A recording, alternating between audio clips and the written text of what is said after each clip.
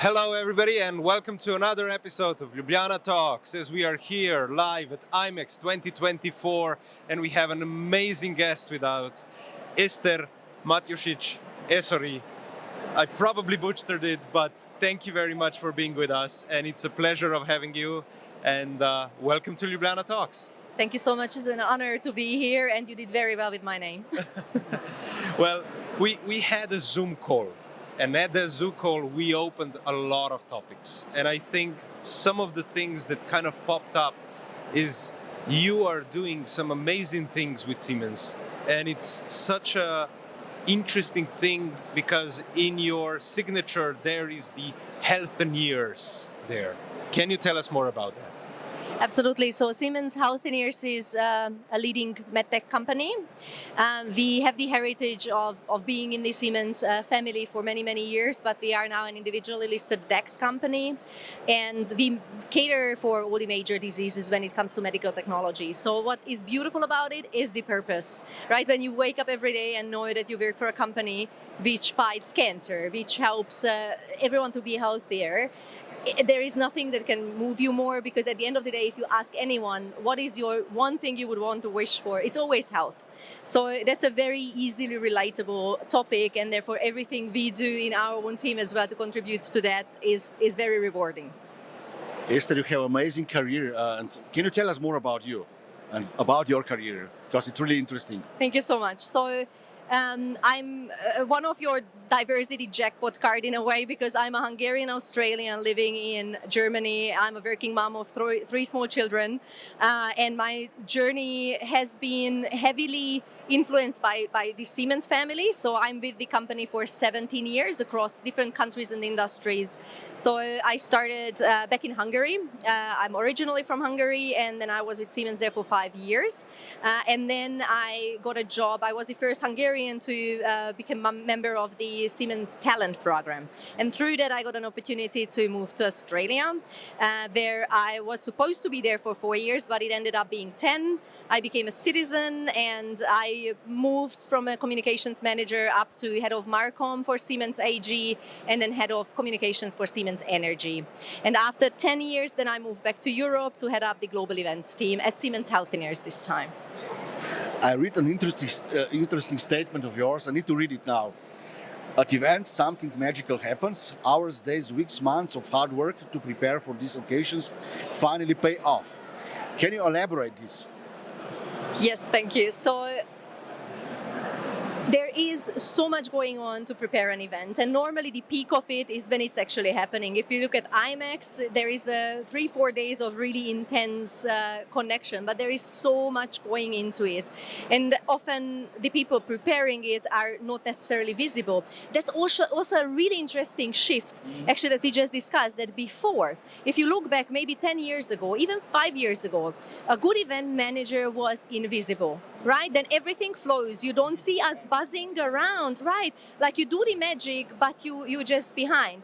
Now, visibility is more and more important, or you can argue, is it important or is it still good if you're not visible? I love visibility. I love my team to be seen for what they have done. Not in a show-off way, but to really, on that journey, to be handled on an eye level, where you're not just a doer to cater for my food and maybe booth and AV, but really add value and be your partner. For that, you need to gain that visibility.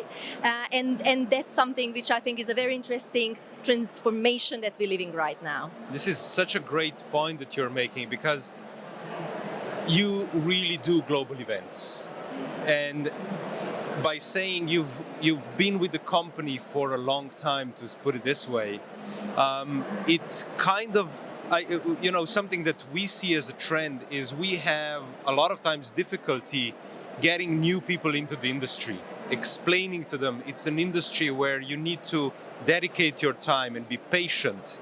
And what you're saying with visibility, I think this is a very interesting point. How do you see, why should young people join the industry and how should they do it? I think the secret there is that a job is what you make of it. So a classical event manager, you come in and your first briefing is, hey, there is going to be an opening event, 100 people, I need a marquee food and beverage, some entertainment, please cater for me. You can respond 3 ways. You say, sure, okay, a couple of follow-up questions, vegan food, what do you want? Or you say, all right, but what are we opening? What's the interesting point in it? And then start to analyze and say, well, if this is all about, let's say, a new medical technology solution, did you think of potentially bring in more press or have a social media coverage for which you need a draw card? So the moment you start to brainstorm on how you can add value, the conversation shifts, you being taken more seriously, then you get that visibility, you will be a partner. So you can almost decide if you're just gonna be a delivery person or will you be a conceptual strategic partner, and that gives you amazing opportunity to grow, to get into new areas. Because yes, if you simply do the logistics, after let's say 3 to 5 years, you did the same events all over again. Some of them are super big and challenging, so that keeps you busy for a while, but you eventually will get tired of it.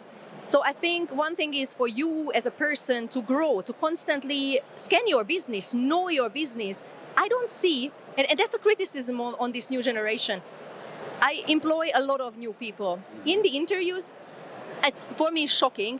People come unprepared. So when I say, what do you know about our company? What do you know about our team? They have no idea.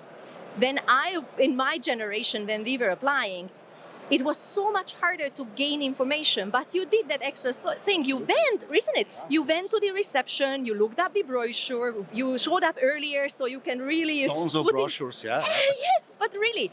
And now it would take people 3 minutes. It's a desktop research. It's in your phone. Just make that effort.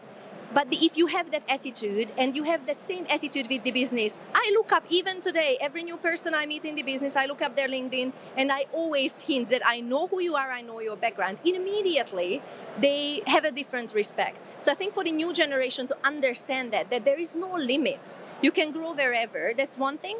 The other thing is for corporate event heads to challenge how much are we willing to be boxed in.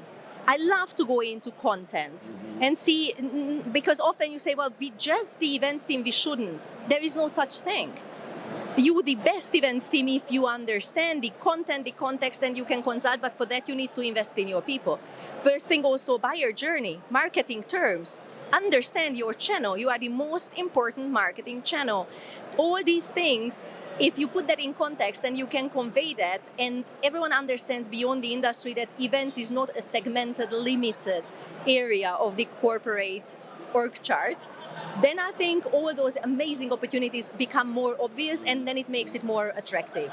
Eszter, if you look around, let's start that we are meeting in industry which is more about logistics than other things. But what is your vision for the future? What do you need from your side? Should we become more creative as a creative industry? Should we become better in marketing, so part of the marketing industry? Or should we become something else? What is your idea? Because obviously the logistics will be replaced by AI at the end of the day.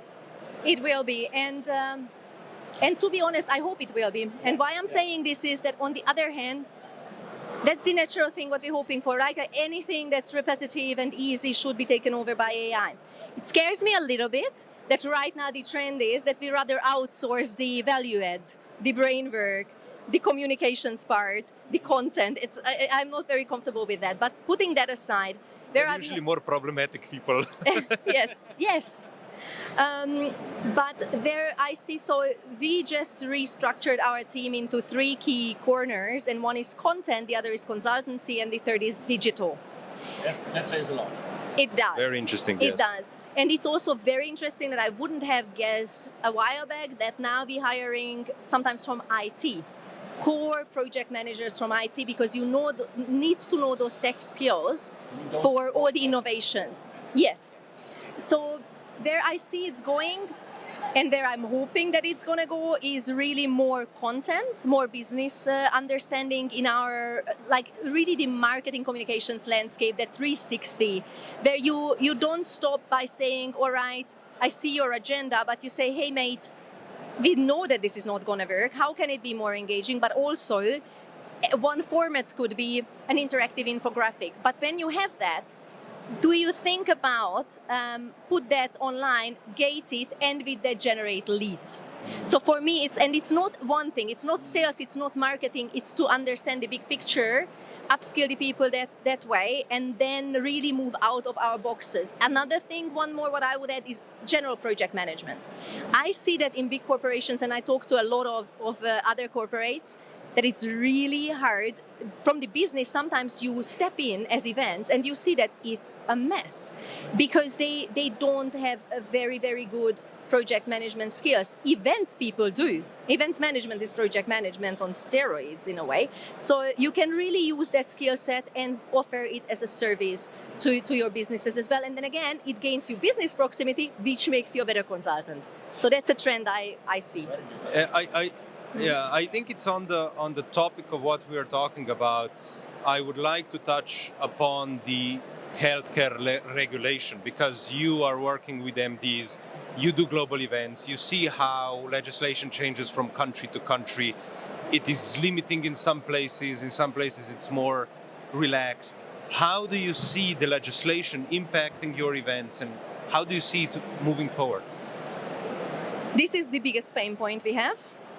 Because in one hand side, you really want to be innovative and play around with the new technologies. And AI offers incredible new options and individualization in your journey, which all sounds amazing. But in reality, implementing these things is for anyone in Europe, because of GDPR, is hard enough. But for us in the medtech healthcare industry, is harder. And why is that? It's because if you just simply think about the risks, probably other than your banking data, which gives access to all your money, your health data is the most sensitive thing. What's your blood type? What sort of conditions you have? It's super personal. That can't be leaked. If you are a medtech company and you're not rock solid in that, then your core business is shuttered. And therefore, for any support functions, which we are as communications and within that events, if you start experimenting and you accidentally leave a virtual backdoor open and you're being hacked, then the damage that you're going to suffer can bring your whole company down, or at least affect it big time. Therefore, no one is taking this risk. But this means that we are years behind implementing technology. So if I say there is something absolutely fascinating that I want to implement right away, give me 18 to 20 months before I can actually start using it. By then, it's going to be outdated. So this is our real challenge, and this is a real pain. And then at the same time, to still be aware of what's happening, because that makes you a better events manager, a better professional, and keep your team still excited about it. And here is something else that you can't use. Look.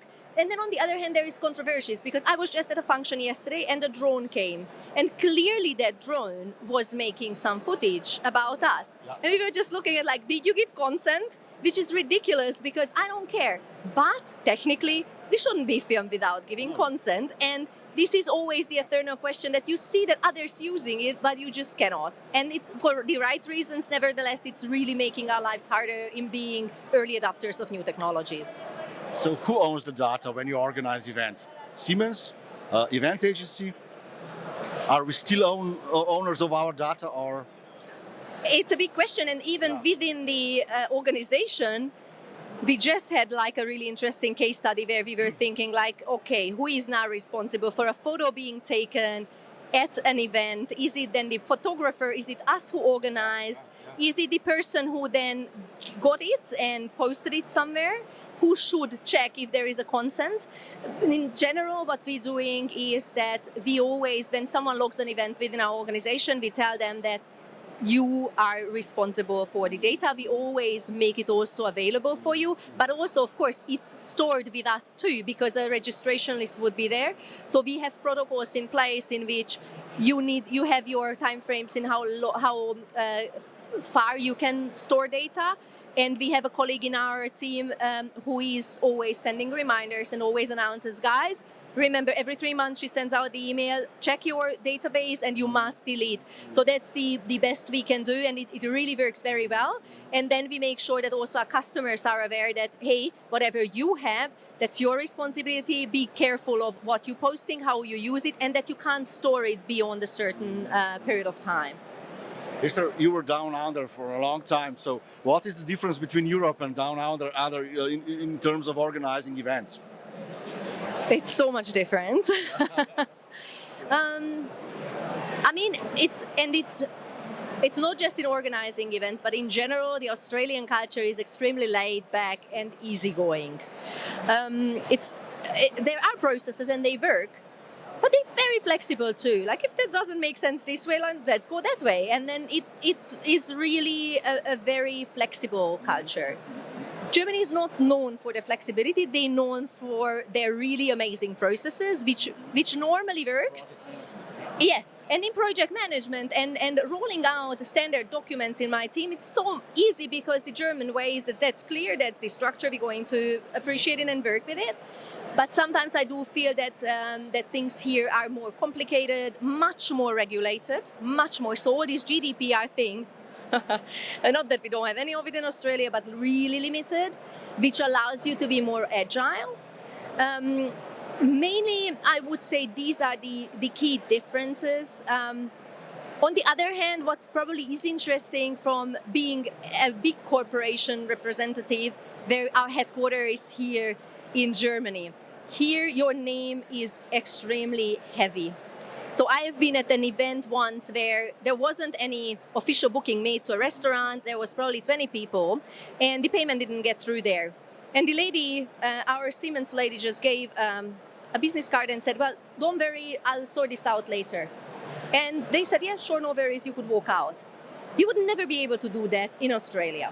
And also when you negotiate, so when it comes to vendor negotiation, when I first relocated, then there was an event coming up and they came to me like, immediately we need to pay deposit. And I'm like, we're not paying deposit, we are Siemens. They're like, no, that doesn't work like this. So the way how the business works in Australia, there is just no such framework in which they trust you because you are a big company.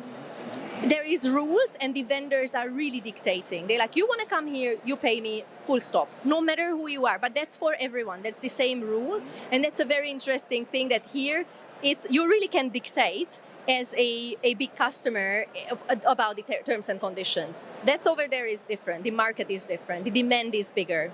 That's a very interesting point because it also shows how Europe, is different in the customs. This, in traditions, we're much more traditionalist. If you have a brand, I think we could find a lot of examples where brands were exploiting this position of just being a brand, and at the end things would go sour and everybody would be, holding their heads.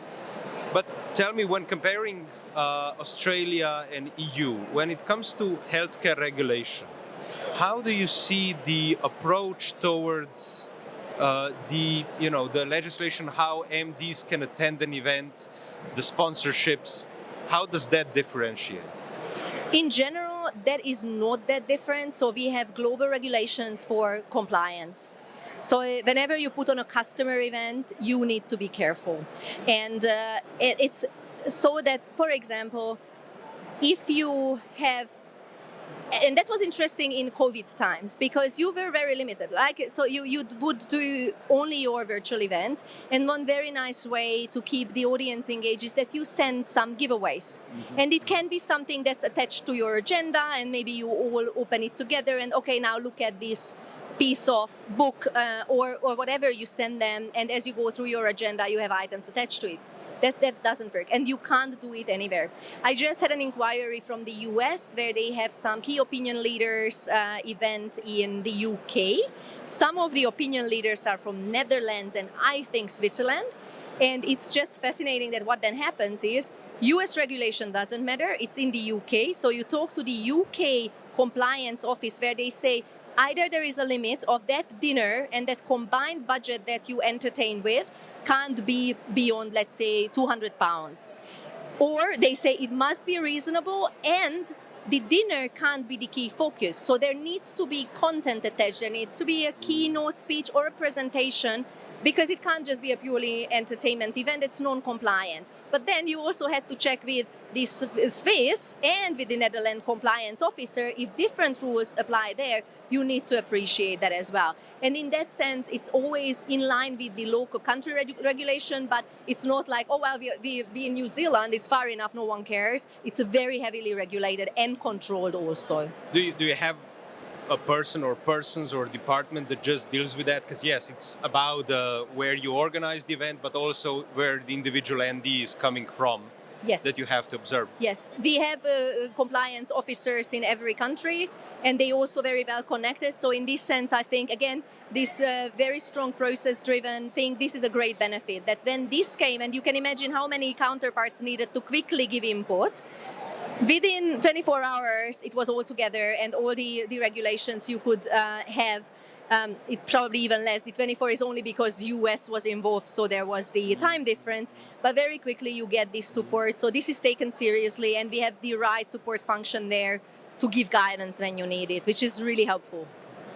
We always ask the same question also about the pitching. How is pitching process organized in your organization? How it works, and what kind of pitch is something which is close to your heart? When the agency is pitching, of course, to Siemens Healthcare. I think the key element there is that they understand where we're coming from. So move away more from this very sales-centric, I'm charming and I will now tell you everything you want to hear. You feel that when it's too salesy. Yeah. And this is a bit hard to tell because it's really individual and very personal. But you love it when someone takes the time to understand you, speaks your language, and then they come with ideas. Another thing is, for me, I love out-of-the-box thinking. And I also love my team to do the same for customers, that just because I say I need a box full of apples, it might be that I just want to have a good vitamin C source that doesn't go brown in a day, and maybe peach or like whatever, orange and lemon will be a better choice because it's more colorful. So just think out of the box. And if I get that bag, that I have an idea, but you take the time to understand what the drive behind that idea is, and how can we probably in another way get there. I think that's great. And the more diverse the portfolio is, that if there is like one pitch, I really love a couple of really different approaches, because then you really feel like, okay, I have a range of opportunities to go by. Amazing. So the next question in line with that is high tech or high touch? High touch. Absolutely high touch. I mean, we were just talking, and this is such an interesting projection. We have AI, and that's so important. Of course, early adoption is important, but the future is, you're just saying that I can send Copilot to an event that I can't attend. And on my behalf, I can prompt it that this is my key messages, and it will bring me back the output of that event. It's just a step before, because you also can get AI to generate your content. You can pre-produce videos, you can pre-produce AI videos. So imagine in a year, you have AI-produced content playing to an audience which is proxy AI audience on our behalf. Basically, machines are going to ping pong and talk to each other, which then on a long run will bring our industry higher up, because events and in-personal events will be even more appreciated, because the discussion will be irrelevant after a while. I'm out if anyway, like your robot talks to my robot, doesn't matter, but I see you next. That's going to be great, because we can come together, and that's what I see now, that there is two very interesting, because it's contradicting trends, but I really love thinking about it. So one thing is the cost pressure, right? We have inflation, we have the geopolitical situation that drives a massive cost pressure. And that makes, in our case at least, we see a lot of global events being reduced or cancelled or redesigned in a way that it needs to be such a bulletproof agenda for people to gain approval to travel. because you need to argue why are you putting budget into traveling in a world where you can virtually attend events and connect. So you on one hand side need to deliver an agenda that's very solid. On the other hand, every time I ask people, what's your goal with this event? Number one, networking. I want to allow people, after all these many years of being isolated, disconnected, we want to network. So you really design event experiences differently, because on one hand side it needs to be content heavy, but it needs to have decent breaks, which really leaves you feeling satisfied that I was here and we could talk and we could really have a deep conversation. It's not only a 5 minutes, how are you? Okay, next time we speak. And this, I think, is a very interesting, controversial trend. And we can again come out on top in coming up with new solutions of, well, what formats can there be which are more efficient in exchanges and allows enough interpersonal connections. But that's why I'm saying, for me, it's really, and that if I even interpreted your question right, but this is how I read it immediately, that for me it's that touch, it's like we to come together, yeah? Because together we create content. Yes. And I feel as if we've just started this conversation, because I would actually have a lot of questions for you. But as time is running, we usually finish off with a couple of short questions. Okay. So I'm going to just shoot and say fire or ice. Thank you. What do you prefer? No, yeah, short questions, yeah. Fire or ice? What is fire? Fire or ice? That's the question. Fire or? Ice. Ice. Fire. Always fire. For me, it's passion. And I'm anyway a person who is always cold. So for me, fire is everything that's to burn for and to have that passionate approach to things. So definitely. And that's for me warmth. Amazing. That's what I feel here. Train or car? We didn't talk about sustainability. I need to ask this. Yeah. I should say train, but I say car. Why? Because as much as I love the sustainability, but I'm a motorbiker girl as well. I like my bike. I like to drive a powerful car. I love the flexibility with a car. I'm coming from down under where you just can't survive. You're a petrol head somehow. Yes. Okay. As my father says, we have petrol in our veins. Yes. So yeah, I'm a car girl. And the last one, mountains or the sea? That really depends. Sea. Sea, that always fits. Mountains fit sometimes. That's my short answer. To add to that, I have to say my manager once dragged me up a hill. It was a really, not just me, he did it it was funny, he did it as a team building, but it was in a very difficult personal situation for me. I just lost both my grandmas, I wasn't in a good headspace, and I didn't realize, I thought it will be a nice walk. Now it was that, like a uphill hike in the crazy hot weather, and he also dictated a really strong rhythm, and it was really hard. So because of my respect for him, and I know as an events person that you wholeheartedly plan something, so of course you need to play along. I would never opt out, but I was really struggling, and I was the last one, and I was not doing well. But you know what it generated? After this whole thing, I managed, went up the hill. It was okay. It was beautiful view, very rewarding. But I got home, I got my elliptical trainer, and I said, now this is the last time I struggled going up a hill. Ever since, every day I do half an hour on the elliptical, and I do meetings on the elliptical. So this is a really interesting story on how something that challenges you and makes you realize that, well, in this one I'm not that good, can make a lifetime change for you. And now, even with my manager together, we would be on the elliptical for our one-on-one. So I can only encourage everyone to try it. Oh, amazing energy. I love your approach, Eszter. The last one is really like flops and tops in your events. Can you share some of the flops and some of the tops, or one flop and one top, which is not, which you are allowed to share with the audience? Yes. Yeah. I mean, the top, I would say, at more an Australian event I would highlight, because it was a showcase of how you can turn things around from exactly what I said, that you get a brief, but you make it into something else. So the brief was, it's an opening for a wind farm. in the middle of nowhere. So from Adelaide, which already is not the center of attention in Australia, you needed to drive 3 hours. So they wanted to make an opening event, get us, make a marquee and invite people, and about like 50 to 100 people, and then that was the brief. And we said, but guys, it's gonna take about 6 hours for the relevant audience to get there, and then 6 to get back. For like an hour of opening, like if you need a draw card, you need to do something. Again, of course, budget. You always think the big brands, we have this unlimited budget. Most of the time, you really don't.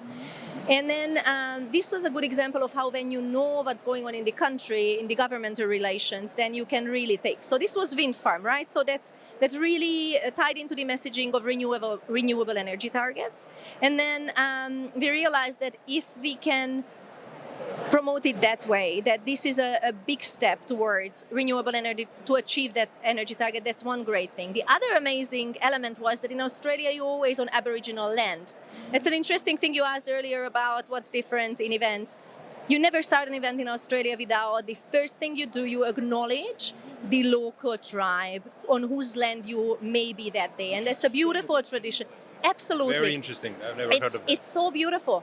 And then, because in this rural Australian outback, of course, the local tribes are prominent, and the wind farm, harvesting the wind, renewable energy, is really much in line with their values in reserving what we have. Someone from the team came up with this brilliant idea of why don't we get them to make an Aboriginal painting which tells the story of harvesting the wind. All the Aboriginal, these dotted paintings, they always tell a very deep story. And then the local tribe agreed to do that, but it wasn't there where it ended. We put that artwork, blew up huge, and put it on the wind farm, on one of the wind turbines. And you know, immediately you have a story of new energy sources, new developments in perfect harmony with the nature and with the local tribes, and you deliver a new way of being of generating energy. And of course also for politicians, for government representatives, this is something they would totally stand behind because this is so on point. So we ended up having from Canberra a whole charter flight coming in with relevant stakeholders to visit the event. And this is what I meant, that thinking out of the box. We have had like really amazing government affairs people in the team and PR people who could identify this opportunity. But it was an absolute top to see that, and to have their smoking ceremony led by the local tribe. That was absolutely fantastic. Wow, beautiful.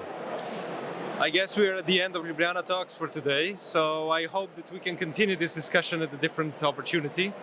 Eszter, thank you very much for your time, and keep with us, stay with us, keep tuned, and we'll be back shortly. To the meetings. Thank you. Thank you.